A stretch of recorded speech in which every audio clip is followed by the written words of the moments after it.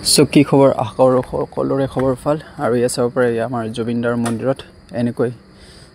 দাদাবোৰ ready কৰি আছে বা পুতিকে মানে জুবিনদাৰ আৰ্ট কৰিব আৰু যিজন দাদাই আৰ্ট কৰিব সকলোৱে তাক চিনিয়ে পায় মই আগে পিছে দেখা পাইছোঁ আৰু আৰ্টটো পুৰা সম্পূৰ্ণ দেখাৰ পিছত কি যে ধুনীয়া লাগিছে ক'ব নালাগে আৰু আপোনালোকে কমেণ্ট কৰি জনাব কেনেকুৱা লাগিছে আৰু যিসকলে মোৰ চেনেলটো নতুনকৈ চাইছে ছাবস্ক্ৰাইব কৰি দিব বুলি আশা কৰিলোঁ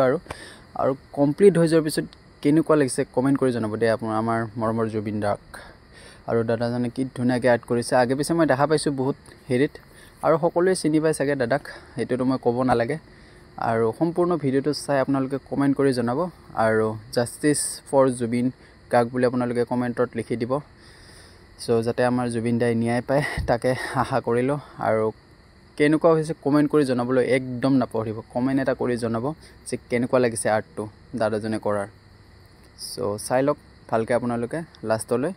আৰু কমেণ্ট এটা কৰি জনাব আৰু ধুনীয়াকৈ আমাৰ মৰমৰ জুবিনদাৰ কাৰণে